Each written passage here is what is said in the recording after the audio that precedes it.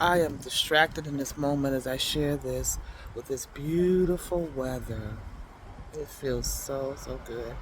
So, I was saying how when spiritual awakening occurs or a shift in you recognizing that you no longer want to operate or live or think and flow from where you've been, and you recognize that there's another way of flowing, in your life.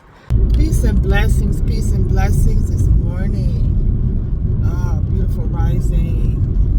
I love it. It's literally 64 degrees, and we just had a a foggy experience roll in overnight. But it is beautiful.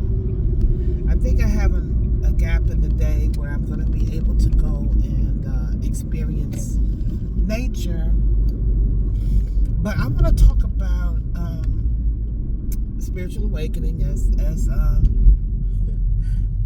I have been focused on talking about that and the nuances when that happens, or when you get back on track of living an awakened life.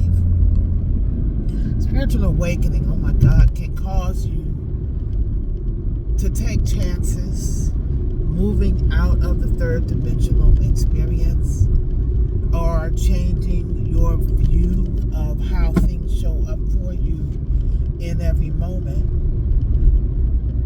You begin to envision and dream and contemplate living in a different way with different scenarios.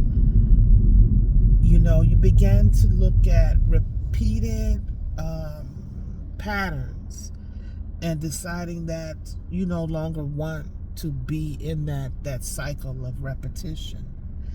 I remember when I was working in corporate America. I worked in corporate America for 24 years, two different corporations. But I clearly remember with the second company, I worked for one company for 14 years, and then the second company for 10 years. That company, I literally jumped ship.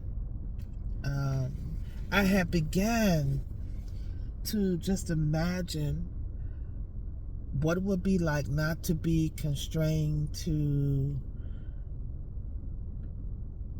the 9 to 5, basically, and all the nuances that came with it. Getting paid very well, but over time in the company that I was in, and I noticed this with corporations, over the years, they just squeeze so much out of you. So much where all you're doing is, again, you feel like you're on this hamster wheel. It wasn't until I began to get vision and dream about working in a different way. And I remember having a dream. I think I was watching television, and this news story came on, and it was about a doctor. No, well, the volume wasn't up. I was looking at the TV, but there was a woman standing at the end of a table, and she was examining someone's feet.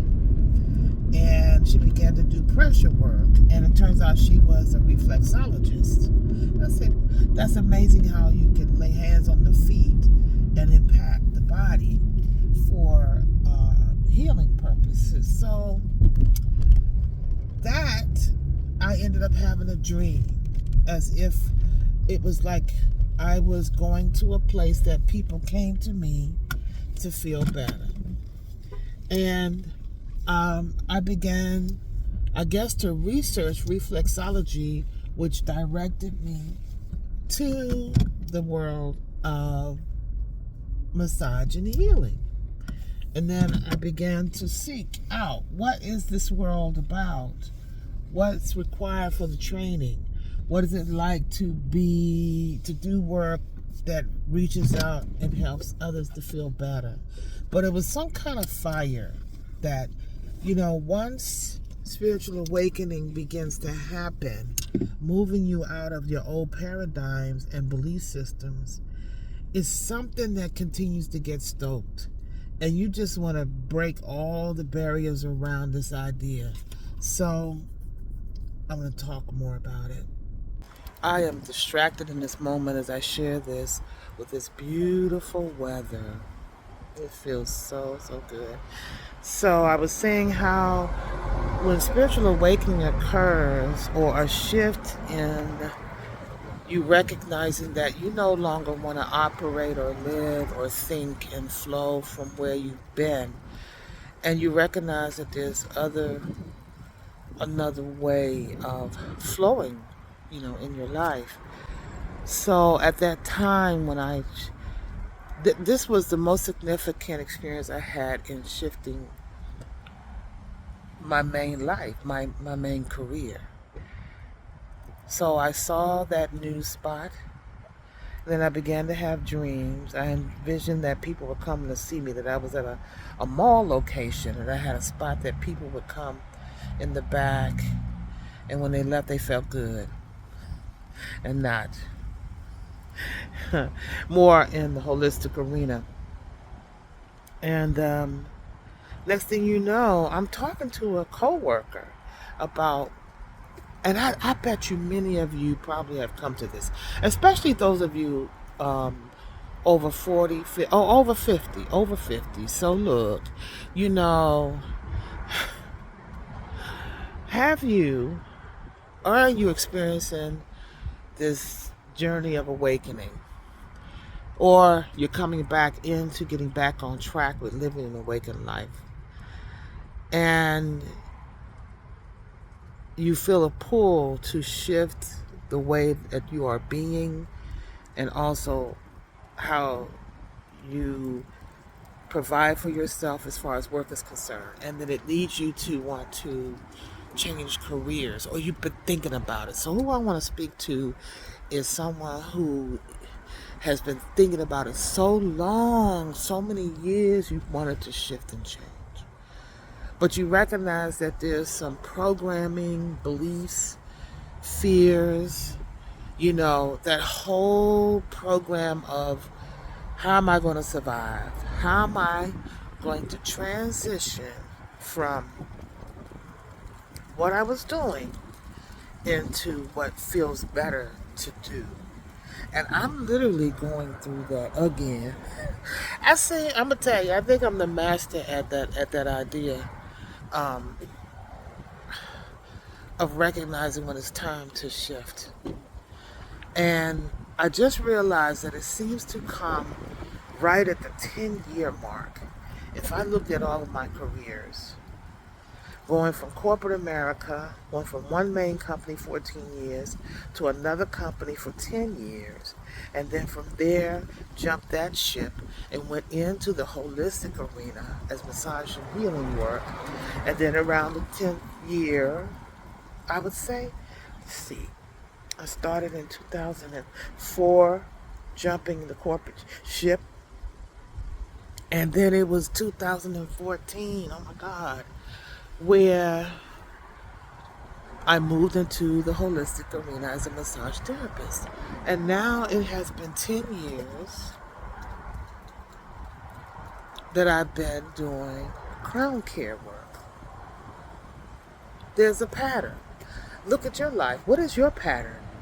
Is it 5 years? Is it 3 years? I mean, where I am now, with all of the beautiful gifts that I have discovered within myself as an artist, as a writer, one who uses my voice.